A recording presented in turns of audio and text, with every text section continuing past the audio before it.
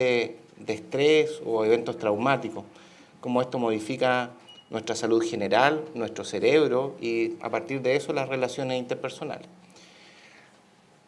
Primero, bueno, como les decía recién la persona que nos presentó, mi nombre es Luis Barra, yo trabajo en la Universidad de Antofagasta hace 15 años, hoy día me toca liderar un grupo de trabajo que es el Departamento de Ciencias Médicas y trabajamos de manera estrecha con el Hospital Universitario. ¿Ya? El Hospital Universitario, que es donde estamos hoy día, el antiguo hospital regional, la concreción de un sueño importante tanto de la universidad como de la comunidad, o sea, poder contar con un recinto en el cual se sirva a la docencia y se sirva a la asistencia para todos los que de una manera u otra requerimos de la ayuda de distintos profesionales. Esto es un aporte a la región, un aporte al país y estamos convencidos de que en la medida que crezcamos, tanto en la universidad como en el hospital, vamos a poder ser un mayor aporte a nuestra región y nuestra ciudad. Bueno, vamos ahí a lo que nos convoca. Vamos a partir hablando sobre cómo el estrés y el trauma modifican el funcionamiento de la salud general de las personas. No solamente con una mirada de lo que ocurre en nuestro funcionamiento psíquico, sino que también lo que va ocurriendo en el resto del cuerpo. Y cómo las cosas que ocurren en nuestro diario vivir impactan en el funcionamiento de nuestros órganos. Y cómo eso se traduce en enfermedades a corto, mediano y largo plazo. El primer profesional que se dedicó al estudio del trauma es quienes tienen ustedes ahí, probablemente ustedes lo ubican o lo conocen. Él es Sigmund Freud, médico, probablemente pionero de la psiquiatría y de los tratamientos psicológicos, quien estableció una serie de teorías que decía cómo el trauma modifica el funcionamiento del cerebro y de la salud de las personas. Entonces, esto no es una preocupación actual, es una preocupación que ha venido llamando la atención de las distintas personas que se han dedicado a la salud durante los últimos 2 siglos. Sobre todo con lo que ocurrió entre la Primera y la Segunda Guerra Mundial, con la aparición de cuadros que estaban asociados directamente al estrés de combate o a las situaciones de guerra. La siguiente. ¿Cuáles son los objetivos de la presentación? Primero, conocer cuál es el efecto del trauma en el cerebro. O sea, el trauma está definido por una serie de condiciones y cómo el trauma modifica el funcionamiento del cerebro. Segundo, nosotros nos vamos a dedicar a un par de cuadros específicos que son prototípicos. ¿Qué quiero decir con eso? Que son cuadros que representan de manera direccional el evento entre el trauma y los cambios del funcionamiento del cerebro. ¿Ya? Porque permiten como un modelo, como un ejemplo, entender lo que va pasando en el cerebro y cómo esto se traduce en cambios conductuales. Y por último, entender cómo operan los tratamientos disponibles para el trastorno de estrés agudo y el trastorno de estrés postraumático, que también son aplicables a otras enfermedades y que utilizan un mecanismo común y que es importante que yo lo conozca, porque si yo conozco cómo funcionan, también entiendo la importancia de tomar dichos tratamientos, de ser riguroso con los tratamientos y de incorporar otras alternativas. Siguiente. Primero tenemos que diferenciar 2 conceptos que a veces usamos de manera intercambiable. O sea, hablar de estrés y hablar de trauma no es lo mismo. O sea, el estrés se define como un aumento de la carga, ya sea ambiental, en lo psicológico, en lo físico, que genera una mayor demanda del individuo. O sea, las capacidades se llevan al límite y se ven sobrepasadas. Y eso tiene consecuencias. Pero el estrés es parte de la vida. O sea, hoy día pensar que vamos a vivir sin estrés, imposible.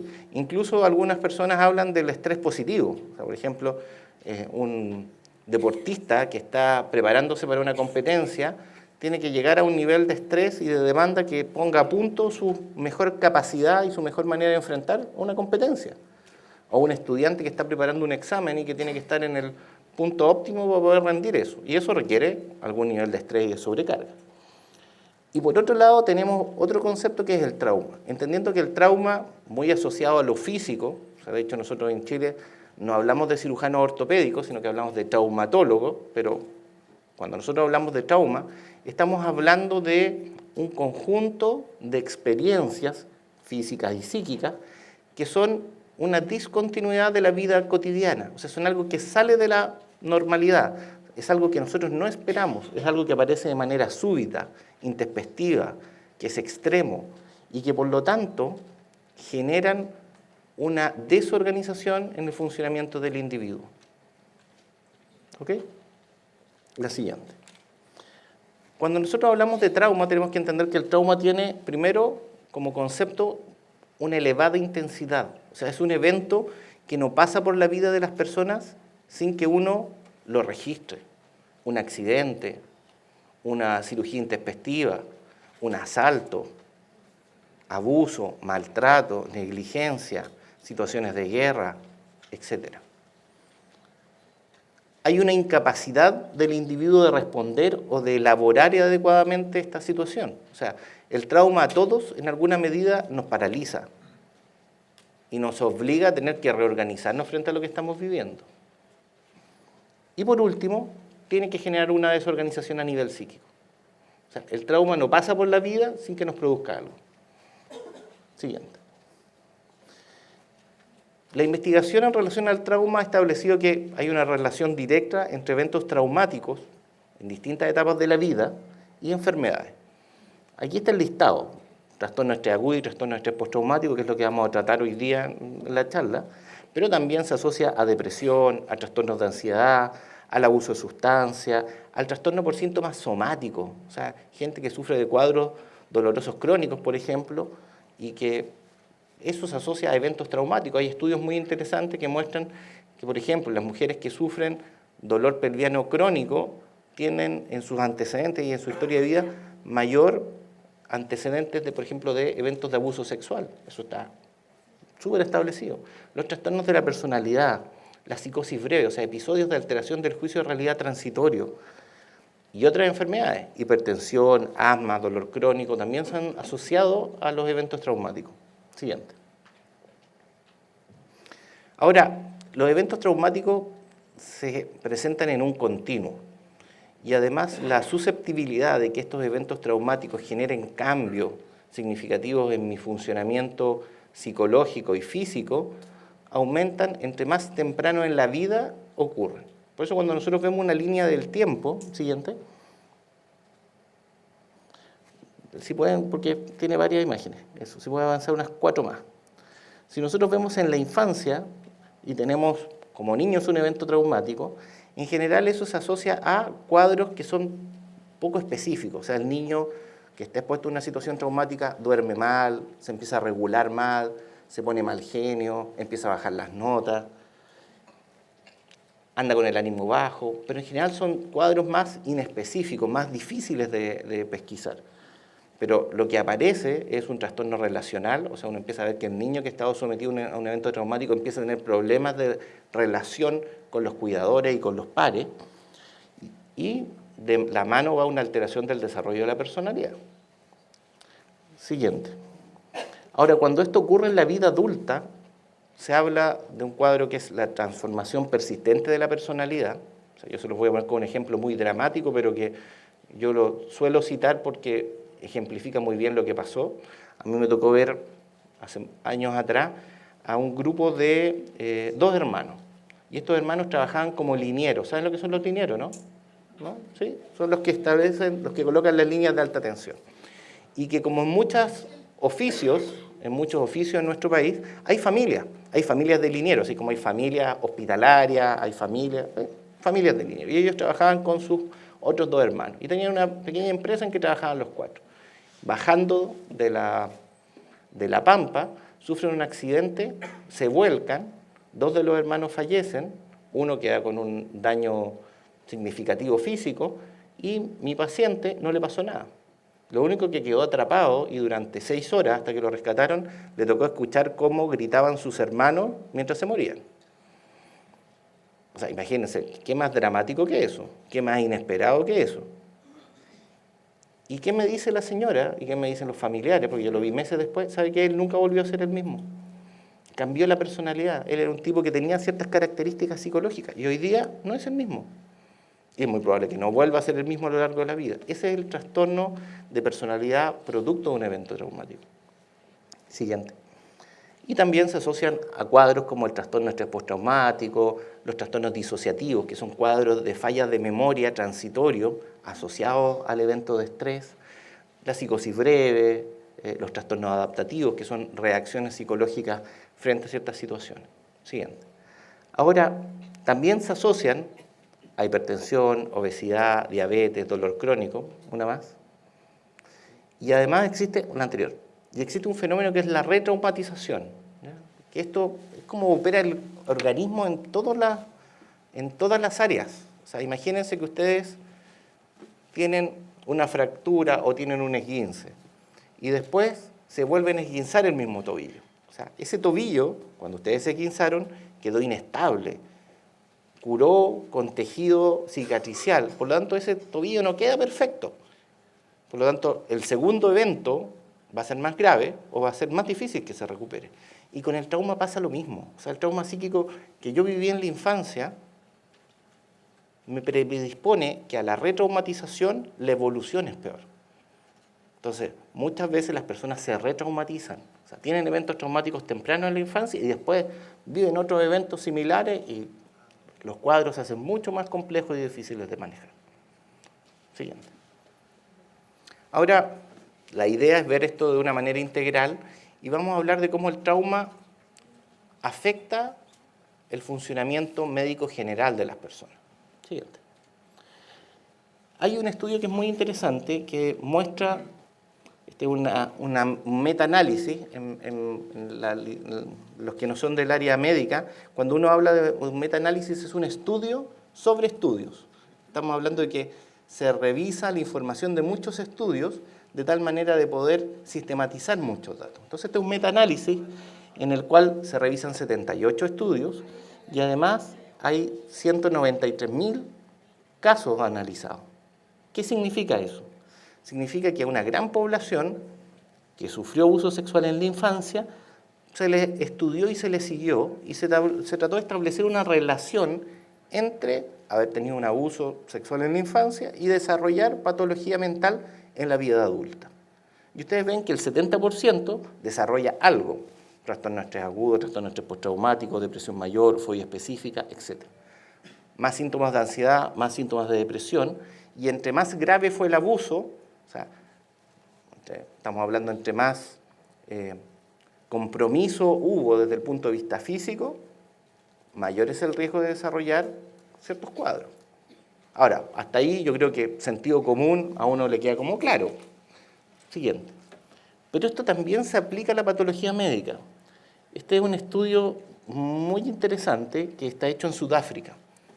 Sudáfrica vivió durante la década del 80 y la mitad de los 90 un régimen que fue de mucha represión, el apartheid, ¿no es cierto? El gobierno blanco, mayoría de población negra, y que se controlaba a partir de una serie de mecanismos de represión y de tortura que estaban establecidos por el Estado. Bueno, si a alguien le suena conocido eso. Y se siguió a una gran población, 4.351 personas, que fueron sometidas a premios durante este periodo. Y resulta que solamente el hecho de haber tenido la exposición a eventos traumáticos, tortura, detenciones, etcétera, restricción de los derechos individuales, se tradujo en que estas personas tenían más riesgo de desarrollar dolor crónico, patología cardiovascular, sobre todo hipertensión, artritis y patologías respiratorias. O sea, no solamente que se me echa a perder el funcionamiento psíquico, o sea, se me echa a perder el funcionamiento físico. Siguiente. Es el resumen o la representación del mismo cuadro, o sea, cómo las personas que no estuvieron expuestas tenían menos prevalencia de patología, cuando yo comparaba las poblaciones de patología. Siguiente. Ahora, obesidad. Hay toda una serie de estudios muy interesantes que muestran cómo los trastornos de peso, sobre todo la obesidad, se asocia a eventos traumáticos en la infancia. O sea, tener un evento traumático en la infancia solito me predispone a ser obeso. ¿Ya? Esto también es sacado de un metaanálisis, 41 estudios se revisaron con 190.000 casos analizados en total de estos estudios, y muestra cómo, ¿no es cierto?, solamente el haber estado expuesto a maltrato infantil, no estamos hablando de abuso sexual, maltrato infantil, abandono, negligencia, violencia física, etcétera, es un factor de riesgo para ser obeso de adulto. Y esta obesidad, cuando va asociada al abuso, al maltrato, al trauma, se relaciona con esta adicción a los alimentos, o sea, como de manera compulsiva y no me puedo autorregular, y a mí la comida se transforma en una suerte de calmante de mi estado psíquico, obesidad, trastorno por atracones, ingerir grandes cantidades de comida en cortos pedazos de tiempo, y entre más grave fue el maltrato, mayor es el índice de masa corporal, que es una relación que se establece entre el peso y la altura. O sea, entre más grave fue el maltrato en la infancia, mayor es el peso o el desbalance entre el peso y mi altura que tengo. O sea, más grave es la obesidad. Siguiente. Ahora, esto se ha relacionado directamente con alguna variable, sí. Sobre todo desde dos eventos significativos, la caída de las Torres Gemelas, el año 2001, y algunos desastres naturales, sobre todo el huracán Katrina en Estados Unidos, se realizó toda una evaluación y un estudio de lo que iba pasando, porque, hay eventos traumáticos, se asocian con cambios en el funcionamiento corporal y mental, pero ¿cuál es la relación? Entonces, este es un estudio en el cual se relacionó personas que habían estado expuestas a los eventos del 11 de septiembre, la caída de las Torres Gemelas, versus controles sanos. Y meses después del evento, se les vuelven a mostrar imágenes de la caída de las Torres Gemelas y se mide una hormona que se llama cortisol, que el cortisol es la hormona del estrés y que tiene que ver con la respuesta directa del cerebro y del organismo en general a situaciones de estrés. Y las personas que habían estado expuestas a los eventos del 11 de septiembre, que yo les volvía a mostrar fotos, su reacción es empezar a producir más cortisol. O sea, ya había pasado la situación estresante, solamente me la recuerdan y mi cuerpo empieza a actuar como que estuviera de nuevo expuesto a la situación. Siguiente. Metabolismo del azúcar.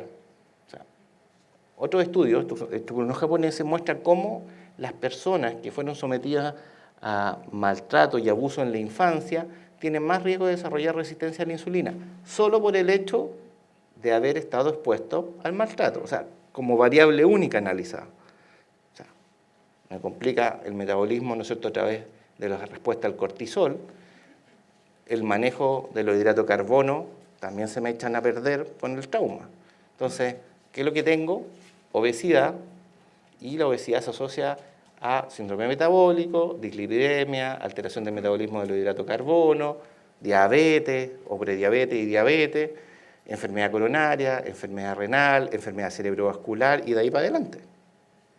Siguiente. Ahora, hay una respuesta estandarizada al estrés y a los eventos traumáticos. O sea, nosotros como mamíferos tenemos que estar preparados para enfrentar situaciones de estrés. Así como ¿no es cierto?, una gacela que vive en el África y que tiene que estar preparada para reaccionar rápido, si llega el depredador, no sé, el león, el leopardo que se la va a comer, tiene que haber una respuesta que la prepare para enfrentar eso.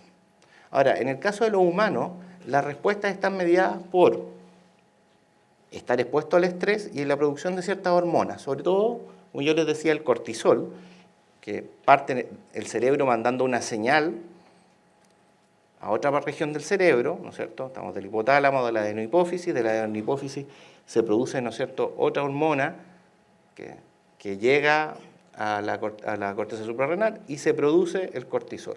Y el cortisol produce cambios en el cerebro, en lo agudo y a largo plazo. Pero además se producen cambios de la neurotransmisión y se producen cambios de los mediadores de la inflamación. Ahora, ahí nos vamos a dedicar un poquitito después a hablar de por qué los mediadores de la inflamación, además de esta respuesta hormonal, son tan importantes en los cambios que se generan en mi organismo. Ahora, cuando alguien está expuesto a una amenaza, la primera respuesta siempre es la respuesta hormonal, la respuesta rápida. Se libera cortisol y el cortisol produce una serie de cambios para prepararme para enfrentar la situación difícil. Pero además, sobre el mismo tiempo, se empiezan a producir modificación de las citoquinas. Las citoquinas son una serie de sustancias de naturaleza muy diversa que se producen frente a la inflamación y que tienen por función original ayudar a atacar, si es que hay un agente patógeno, a mejorar la defensa y ayudar que el tejido se repare. Pero cuando estos mensajes se empiezan a mandar de manera exagerada o sin una regulación adecuada, empiezan a producir daño. Entonces, cuando tengo la amenaza inicial, que ustedes la ven acá, ¿qué es lo que se libera? Cortisol. Pero después se empiezan a producir citoquinas. Y estos mediadores de la inflamación también producen a largo plazo cambios en el cerebro. Y esos cambios no ocurren ni a las horas ni a los días después, sino que aparecen a la semana o incluso a los meses. Alteración del sueño, alteración de la producción de ciertos neurotransmisores, modificación de la sobrevida neuronal. Y eso es lo que va produciendo los cambios y las alteraciones. Por lo tanto, yo voy a tener en la infancia, acá, una serie de eventos, la genética. No todos tenemos el mismo paño genético para tolerar el estrés y el trauma. Así como hay gente que tiene mejores condiciones físicas para ser, maratonista o para tolerar las infecciones, también uno hereda de los papás cierta predisposición a través de los genes para tolerar el estrés y tolerar el trauma. Y a eso se suman elementos de personalidad, de cómo soy yo, de mi psicología, eventos o condiciones sociales, sistemas de protección social, la organización de la familia, el colegio, la nutrición, que generan, ¿no es cierto?, cambios en la inflamación, mayor riesgo, ansiedad, un aumento sistemático de los mediadores de la inflamación que me predispone que hacia la vida adulta estos cuadros se puedan ir repitiendo. Siguiente. Ahora, esto no funciona aparte del estilo de vida. O sea, hoy día el eje de todo el modelo de salud está en tratar de abarcar las enfermedades crónicas no transmisibles a través de cambios en el estilo de vida. ¿Y por qué esos cambios en el estilo de vida son tan importantes? O sea, comer sano no solamente es importante porque va a mejorar mi metabolismo o va a mejorar mi peso, sino también porque determina cómo ciertas partes de mi organismo interactúan con el ambiente. Si ustedes se acuerdan, hablamos de que la inflamación aumenta el riesgo de desarrollar ciertos cuadros a largo plazo. Entonces, usemos la imaginación, imaginemos que esto es un pedazo de intestino, tubo digestivo, pared, y aquí está el tubo. Y dentro de nuestro tubo digestivo nosotros tenemos un zoológico, ¿cierto? Un conjunto de bacterias buenas y malas que viven dentro de nuestro intestino. Y esas bacterias buenas y malas están permanentemente en interacción con los distintos mecanismos de defensa. Por lo tanto, cuando la gente tiene mal patrón nutricional, se produce un aumento de las bacterias patógenas. Cuando yo tengo más bacterias patógenas, hay un aumento de la inflamación en el intestino. Cuando yo tengo un aumento de la inflamación en el intestino, producto de que estas bacterias patógenas van cruzando, el sistema inmunológico las detecta y las ataca y aumentan los mediadores de la inflamación, eso aumenta el riesgo de que en mi cerebro se desarrollen ciertos cambios a largo plazo. O sea, hoy día, por ejemplo, está claro que el desbalance de la flora intestinal se asocia con el desarrollo de obesidad. Incluso hay trabajos experimentales muy pioneros todavía en esto, en lo cual se trabaja, por ejemplo, en el trasplante de heces. O sea, cambiemos la flora y veamos si con eso podemos cambiar también la actividad metabólica.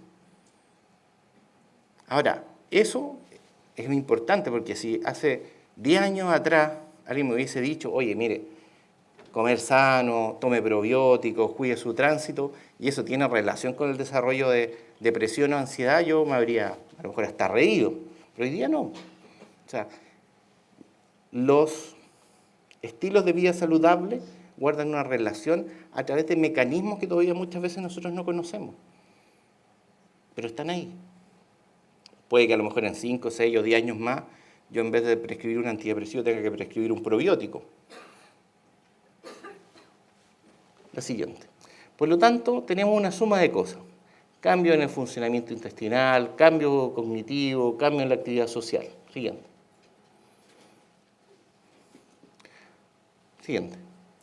vamos a hablar de por qué el trauma se relaciona más con enfermedad mental. Primero, el cerebro, a pesar de que uno lo piensa así, no es un lienzo en blanco, ¿ya? O sea, cuando uno nace, no es que el cerebro venga así, ¿ya?, como un computador que viene el disco duro vacío y uno lo va a cargar con cosas. O sea, hay experiencias tempranas que uno puede vivir hasta de manera intrauterina que modifican mi funcionamiento y que me predisponen o no al desarrollo de ciertas enfermedades mentales. Y el cerebro se va construyendo, o sea, se va construyendo a partir de los materiales que me entrega la naturaleza y la genética y las experiencias que yo voy viviendo. Ahora, cuando yo nazco y estoy a disposición de un cuidador, mamá, papá, abuela, que va a ser mi primer cuidador, mi cerebro se coordina con la actividad cerebral de mi cuidador. Siguiente. Entonces, esto está más o menos establecido a través de una teoría que ya tiene hartos años, que es la teoría de las neuronas en espejo, que se las voy a comentar brevemente porque es súper interesante desde el punto de vista de cómo nuestro cerebro interactúa con el mundo. La planteó un italiano, de apellido Risolati, que ha estado 2 veces en Antofagasta, en Puerto Idea, y que él tenía un laboratorio de neurociencia. Entonces estudiaban con primates cómo ocurrían ciertos fenómenos eléctricos. Y como los italianos son un poquito más desordenados, el cuidador de los monos que tenían en su vivero, porque esto ocurrió así, en vez de ir a almorzar al casino de la universidad donde trabajaban, le daba lata y se ponía a comer en el mismo vivero delante de los monos que tenía. Y estos monos, que seguían con sus electrodos puestos, empezaron a registrar una actividad eléctrica que era como inusual. Y cuando lo asociaron y pudieron darse cuenta de este evento, se dieron cuenta que los monos activaban las mismas partes del cerebro que activaba el cuidador mientras comía. O sea, ¿qué quiere decir esto?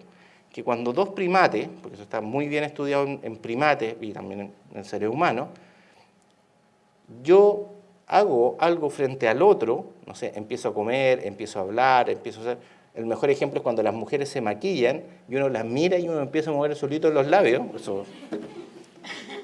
Nuestro cerebro empieza a descargar sincrónicamente. Eso no es una cosa sobrenatural, tiene que ver cómo el fenómeno de crianza es tan complejo que la mamá necesita ir estimulando el cerebro del niño para que se vaya armando de manera adecuada. Eso que uno le habla a la guaguita, uy, mi guaguita, y uno le hace cosas, eso estimula el cerebro de la guagua. Siguiente, avancen porque esto tiene varios gráficos. Y por lo tanto, lo que yo vivo de niño, desde mi infancia más temprana, tiene que ver cómo yo me relaciono con el cerebro de mi cuidador. O sea, tener un cuidador sano, mentalmente y cerebralmente, hace que también mi cerebro se configure sanamente. Siguiente. Por lo tanto, si yo desde niño estoy en un ambiente positivo, con un cuidador amoroso, preocupado, atento, yo voy a tender vamos avanzando por favor, a autorregularme. Pero en cambio, si desde niño yo vivo abandono, trauma, negligencia, un ambiente que no es predecible, mi cerebro se desorganiza y tiende a estar desregulado. O sea, ¿por qué los niños que están en hogares adoptivos, que están en el Sename, que están en otros circuitos de protección social, tienden a ser más agresivos, más gritones, más perseguidos, con más dificultad para interactuar? Por eso. Porque en sus experiencias tempranas no recibieron la regulación cerebral adecuada. Y todos estos programas de protección social, el Chile Crece Contigo, el entregar el ajuar, el seguimiento, la participación en el jardín infantil obligatorio, son grandes avances para proteger el cuidado de nuestros niños. O sea, entre más temprano nosotros le aseguremos que esa mamá va a tener las condiciones adecuadas, o ese papá, o ese cuidador, quien sea, de brindarle las medidas de protección necesarias al niño, ese cerebro va a quedar más protegido contra el trauma. Siguiente. Y obviamente hay ciertas personalidades, ciertos factores de la organización psicológica que ayudan a que uno supere mejor el trauma. Las personas que toleran mejor la angustia, los operados de los nervios, todos están dando el examen, todos nerviosos y hay uno que está tranquilo así. Los que son poco impulsivos, los que cuando tienen rabia o pena dibujan, escriben, los que tienen buena capacidad sublimatoria, tener buena red de apoyo social, no tener enfermedades físicas o otros cuadros psiquiátricos me ayudan a superar mejor el trauma.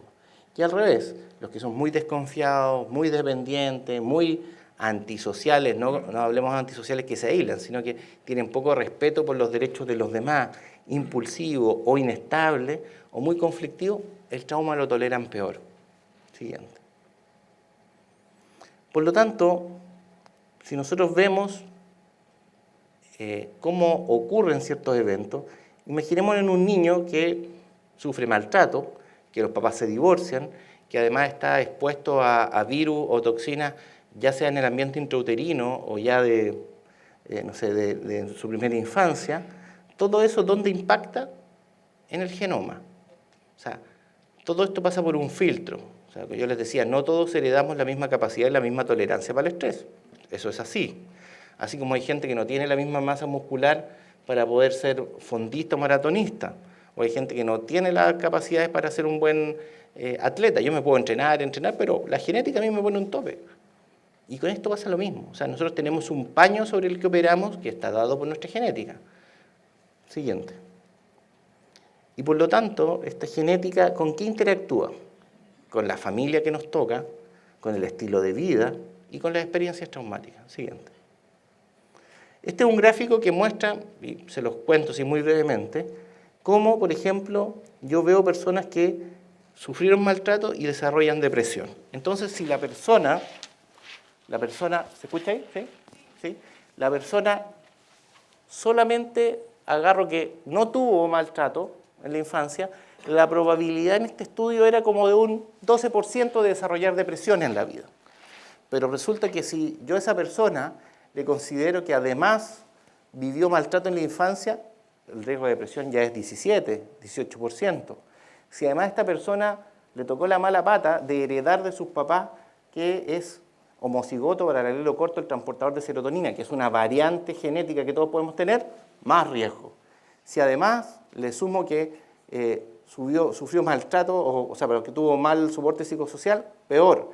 Si le sumo, ¿no es cierto?, que esta persona además tiene una mutación en un aminoácido de una cadena del ADN que permite sintetizar una proteína, peor todavía. Entonces, la genética va modulando mucho esto. Siguiente. Y todo esto ha sido confirmado en estudios animales. O sea, en realidad nuestro cerebro tiene más gigas, tiene más memoria, pero no es muy distinto a lo que le pasa, por ejemplo, a un ratón que está sometido a estrés intenso. Por ejemplo, un ratón en un modelo experimental que yo lo someto a un estrés intenso, ejemplo, lo coloco en una piscina, le coloco al medio de la piscina una plataforma y cada vez que el ratón se sube a la plataforma porque está cansado de nadar, le doy una descarga eléctrica, lo estreso. Ese es un modelo experimental que se usa mucho. O el otro es agarrar una mamá que acaba de parir, las camadas de las ratonas son de 8 ratones, y a esa camada de ratones le coloco 4 ratones más. O sea, la estreso porque le aumento la carga de cuidado de 4 ratones. Entonces, imagínense los ratoncitos peleando por amamantarse. Entonces, esos modelos de estrés se traducen en ciertos cambios conductuales. Ese ratón o esa ratona, ¿qué le pasa? Se pone irascible, se pone irritable, deja de tener ciertas capacidades cognitivas, las pierde, se aísla del grupo social, tiene menos interés por la comida, lo pongo a resolver laberintos y no lo logra. Que si yo lo traduzco a lo que le pasa a los adultos sometidos a un estrés intenso o a un evento traumático, es muy parecido. Entonces los modelos animales sirven. Volvamos a lo anterior. Y a través del estudio en modelos animales y de imagen, nosotros ya sabemos que hay cambios hormonales, cambios en el funcionamiento de la adrenalina, del cortisol, incluso de las hormonas tiroideas, y también hay cambios en el funcionamiento del cerebro, con cambios de volúmenes de ciertas estructuras cerebrales o de la activación. La amígdala, el cingulado anterior, el hipocampo, etc. Avancemos. Siguiente. Vamos. Ahora, todo esto... Siguiente. Vamos. No, hacia adelante, para el otro lado. Ya, ahí. Para poder entender esto, vamos a hablar de algo que se llama el circuito del miedo. Y el circuito del miedo tiene que ver con cómo mi cerebro procesa la información de una amenaza. Avancemos. Imagínense, ahí no va. Imagínense que ustedes van al balneario. Ya, listo, nos organizamos, vamos con los amigos, los compañeros y vamos al balneario, ahí, solcito. Y colocan su toallita en la arena, se ponen a su traje de baño y se van a nadar. Y están nadando y llegan a la balsa, se tiran sus piqueros y se dan una vuelta ahí por la balsa. Y de repente están nadando y aparece ese caballero que está ahí como un tiburón. Entonces les llega la información visual, eso va al tálamo, que es una estructura del cerebro que reúne toda la información auditiva, sensorial, lo que sea. Siguiente. Y esto activa algo que se llama la amígdala, que no es la amígdala de la garganta, sino que es la amígdala cerebral, que es una estructura muy compleja que está en la mitad del cerebro y que lo que hace es, en breves segundos, decidir si lo que está pasando o no es una amenaza. Entonces, cuando ustedes están en el agua y ven esta imagen, ustedes dicen, oh, antes de que ustedes ni siquiera se den cuenta de lo que es, su amígdala empezó a descargar y ustedes, ¿qué es lo que hacen? Apretan cachete. Salen, ¿no es cierto?, nadando para la orilla. Y empiezan a aparecer ciertos síntomas. La respuesta hormonal, que ya les comenté, el cortisol, una activación del simpático y del parasimpático, la boca seca, las palpitaciones, una sensación así como de piel de gallina, la tensión muscular, la conducta de huida. Y todo eso de manera automática. Ahora, eso está modulado, si ustedes se dan cuenta, más hacia allá, por la neocorteza y por el hipocampo. Eso quiere decir por la memoria y por la experiencia previa. A lo mejor yo nunca he visto un tiburón, pero vi la película Tiburón 1, Tiburón 2, Tiburón 3, fui al acuario, todo. Entonces veo algo y yo digo, no, esta cuestión es un tiburón y arranco. Después a lo mejor en la mitad del camino me doy cuenta que no, que a lo mejor era un lobo de mar o era un buzo. Pero en ese minuto todo mi sistema se prepara para dos cosas, o peleo o arranco. O me enfrento o aprieto cachete. No hay alternativa. Siguiente. Y pasa, anterior. Y pasa lo mismo, anterior. Y pasa lo mismo, por ejemplo, con una amenaza, con un asalto, con una agresión sexual, etc. Y al centro está la amígdala. Siguiente. Y los estudios muestran que las personas que han estado expuestas a un evento traumático, en el corto y en el largo plazo, lo que desarrollan son un aumento de la actividad del circuito del mediador. La amígdala se empieza a disparar. Y conceptualmente, el tratamiento del trastorno de estrés agudo y trastorno de estrés postraumático, y ya vamos a hablar de qué se trata, está centrado ¿en qué? En apagar la amígdala. Siguiente. Avancemos. Ahora, ahí. Cuando yo estoy sometido a estrés, y esto es súper importante, esto es una diapositiva re viejita, pero a mí me gusta mucho. Cuando yo estoy sometido a estrés, ustedes se acuerdan que le hablé del cortisol, que es esta hormona que aumenta, ¿no es cierto? ¿Sí? Cuando se dispara el cortisol, disminuye la producción de una proteína que se llama BDNF, que es una proteína que produce el cerebro que es muy importante, porque tiene que ver con la renovación del cerebro. O sea, el cerebro tiene la capacidad de autorregenerarse, por decirlo de alguna manera, sí. Hay neurogénesis, sí, así como en el hígado. Si ustedes salen a carretear, ¿no es cierto?, hoy día y se toman 2 piscolas, se les van a morir una buena cantidad de células del hígado y en una semana van a estar recuperadas. Y con el cerebro pasa lo mismo, pero el proceso de neurogénesis es muy lento. Entonces, durante mucho tiempo se pensaba que el cerebro no tenía el potencial de regenerarse, porque como el proceso era tan lento, yo no tenía los medios de verificación. Pero hoy día sabemos que sí. Y en el eje central de todo este proceso está esta proteína que se llama BDNF. Así como les pedí que memorizaran la amígdala, memorizan el BDNF. Porque el BDNF, cuando disminuya, se asocia a atrofia y alteración, ¿no es cierto?, de la capacidad de regenerarse el cerebro. Por lo tanto, cuando yo estoy sometido a estrés, disminuye la neurogénesis, lo que yo empiezo a tener es cambios estructurales del cerebro. Y los síntomas que yo vivencio son producto de que mi cerebro está funcionando distinto. Siguiente. Lo mismo, pues, está graficado de otra manera.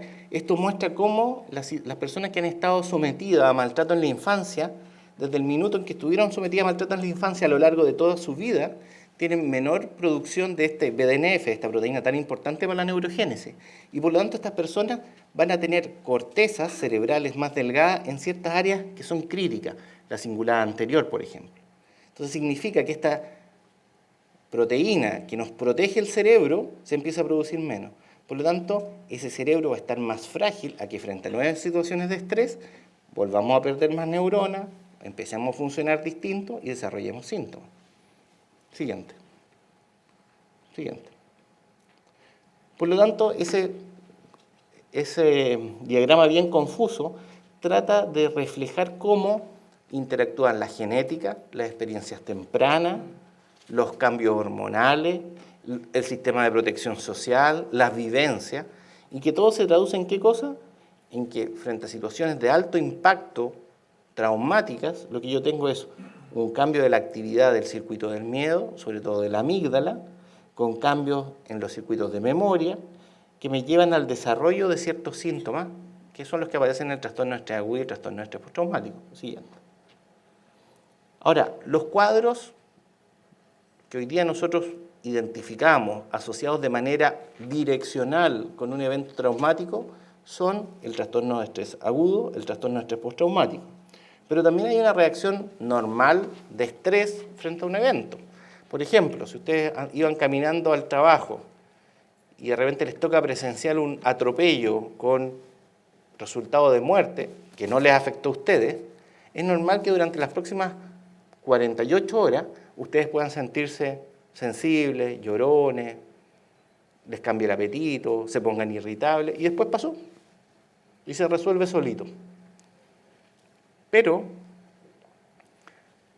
cuando esto se extiende por más de 48 horas, hasta un mes, y los síntomas empiezan a ser muy molestos y no ceden sin intervención, nosotros hablamos de trastorno de estrés agudo. Y si esto se complica por más de 30 días o aparece a largo plazo, 3 meses después, también hablamos de trastorno de estrés postraumático, que son dos cuadros de los que vamos a hablar brevemente. Siguiente. En el caso del trastorno de estrés agudo, siguiente por favor, estamos hablando de un cuadro que es transitorio, que en muchos casos es autolimitado, pero eso no significa que sea bueno, que genera deterioro en el funcionamiento social, laboral y emocional, y que ocurre durante el primer mes posterior a un evento traumático. Dura por lo menos 2 días y dura como máximo un mes. Ahora, ese punto de un mes es una convención, es un acuerdo, no más que eso. Siguiente. ¿Dónde ocurre? Hasta el 20% de la población puede tener un trastorno de estrés agudo. Accidentes de tránsito, traumatismo encefalocraniano, asaltos, quemaduras, accidente industrial, etc. ¿Quiénes tienen más riesgo de presentarlo? Personas que hayan tenido patología mental previa o hayan tenido otros traumas previos, las mujeres, y entre más grave es el trauma, mayor. Ahora, el tema de por qué las mujeres, yo creo que tiene que ver con la exigencia, el temor, la demanda, variables hormonales, la mayor exposición al riesgo, el secretismo, etc. O sea, muchos factores influyen sociales y biológicos para que las mujeres estén más expuestas a esto. Siguiente. Entonces, este cerebro que se desorganizó, que está funcionando anómalamente, lo que yo tengo que tratar de hacer es llevarlo a que se organice. Siguiente. Entonces, ¿cuáles son los síntomas traumáticos o postraumáticos, tanto en lo agudo como en lo crónico? Siguiente. Primero, tiene que haber un evento traumático, obvio. Segundo, este evento se reexperimenta a través de sueños, pesadillas. Hay un aplanamiento emocional. La gente se dice, ¿sabes qué? Me siento distinto. No soy yo, estoy como que las cosas me suenan a vacío. Síntomas neurovegetativos, boca seca, palpitaciones, cosquilleo en las manos, problemas de la visión, cambio en el tránsito digestivo, etc., comezón, fallas de memoria. Acá las fallas de memoria pueden ser agudas. Ejemplo, una mamá que sufre un accidente de tránsito, se dio vuelta el auto y ella va y saca a su hijo, saca a su hija, saca al marido. Llegan los rescatistas y le preguntan, oye, ¿quién sacó a la gente? No sé, no se acuerda. Eso se llaman fallas de memoria disociativas, como que en la situación de estrés como que aparece el piloto automático y empieza a funcionar. Y de otros tipos. Entonces tenemos, siguiente, las personas que sufrieron el evento traumático, los síntomas disociativos, despersonalización, desrealización, sentir que no estoy en el lugar en el que estoy, fallas de memoria, como yo les comentaba recién, siguiente, reexperimentación del evento traumático, flashback, imágenes, o pesadillas, cuando me pongo a sobre todo estímulos que me recuerdan el evento traumático. Siguiente. Síntomas, ¿no es cierto?, de ansiedad o de hiperactivación autonómica, insomnio, mala concentración, hipervigilancia, respuesta exagerada de sobresalto, inquietud motora. Y todo esto tiene que producir un malestar clínicamente significativo. Siguiente. Ahora, ¿cuál es el tratamiento del trastorno de estrés agudo? La primera línea es la psicoterapia. O sea, y por eso, la segunda parte de la presentación, que nos va a acompañar Clara Oré, habla sobre los primeros auxilios psicológicos. O sea, yo no tengo que ser psicólogo certificado, ni tengo que ser psiquiatra, ni tengo que ser terapeuta de algún tipo, para conocer algo de los primeros auxilios psicológicos que tengo que brindar en estos casos. Lo que más se ha utilizado ha sido la terapia cognitivo-conductual y, y el reposo. O sea, también hay que descansar después de un evento traumático. Los medicamentos en menor medida. Siguiente. Entonces, ¿cuáles son las medidas que han demostrado ser útiles para esto? Educarlo al paciente, ¿no es cierto? Explicarle que frente a una situación de alto estrés yo puedo estar con algunos síntomas, explicarle que esto uno lo puede recuperar, tiene que explicar de qué se trata la respuesta al estrés. Hay que ayudarlo a reestructurarse cognitivamente, o sea, hay que tratar de que el paciente integre ciertos aspectos del trauma y lo signifique de una manera adecuada.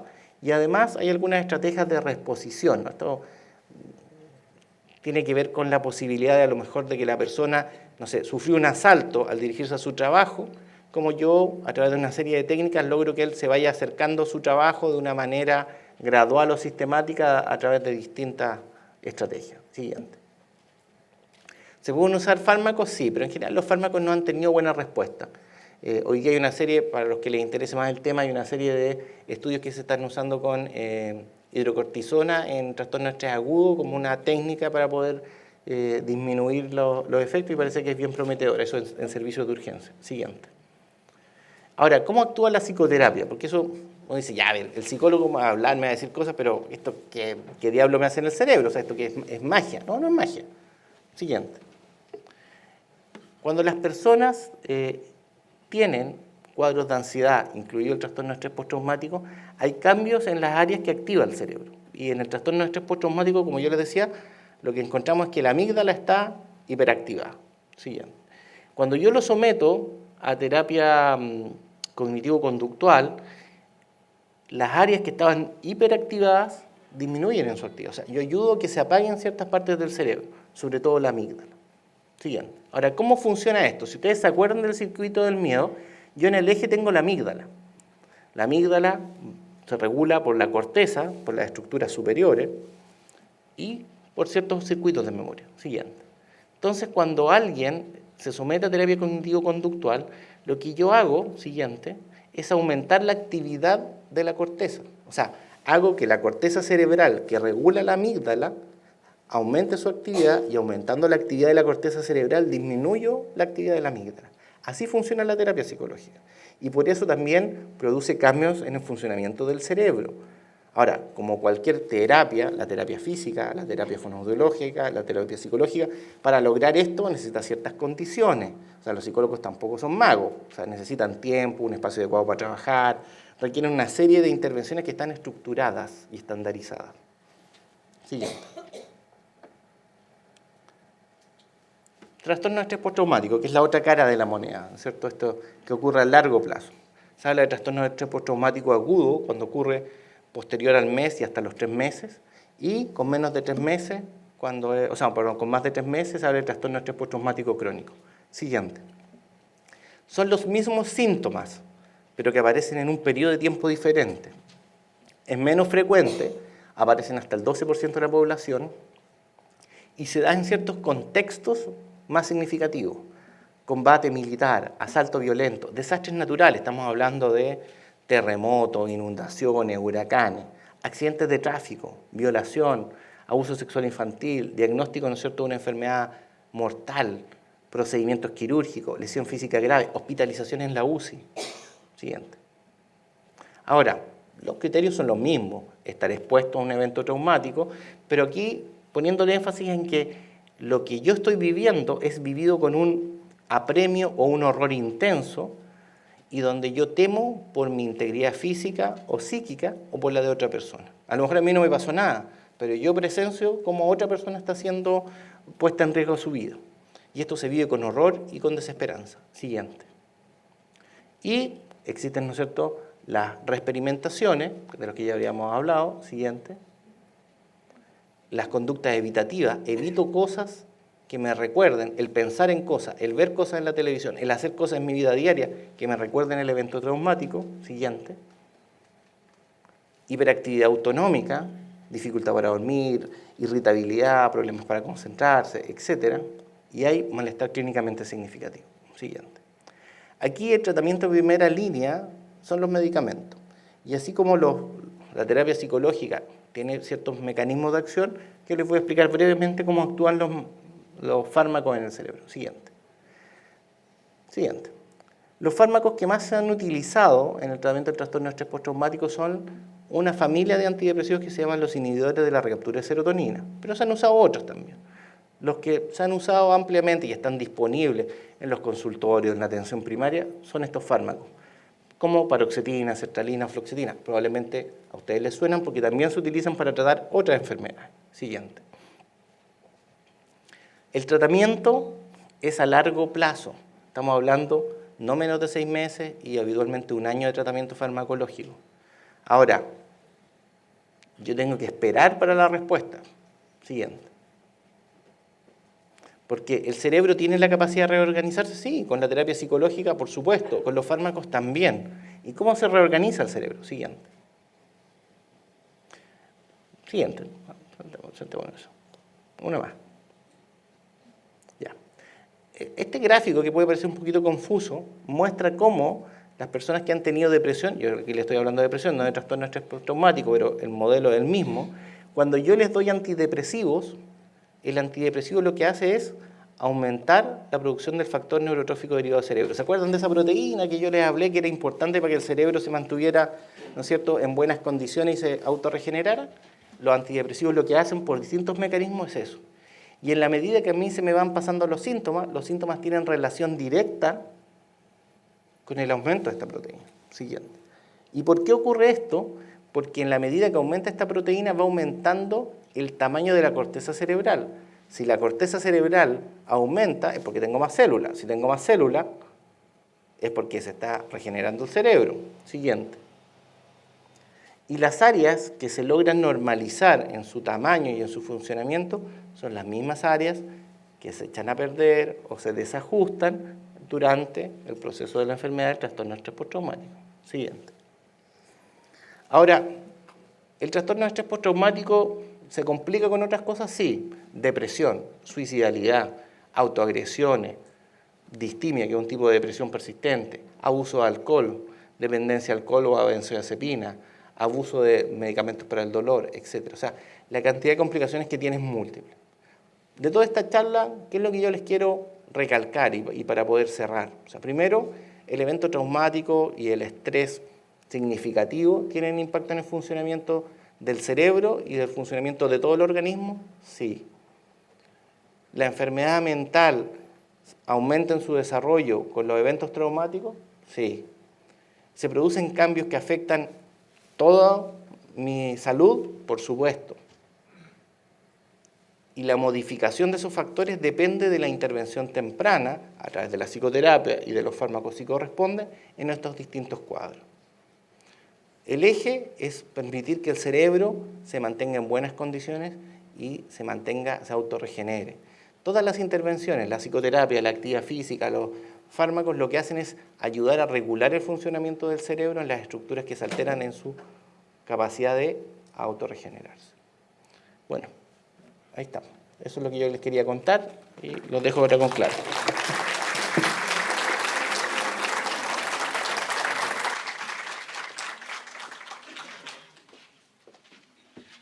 Agradecemos la presentación del doctor Luis Barra y les recuerdo que las consultas las vamos a hacer por escrito, para eso está la hoja en blanco.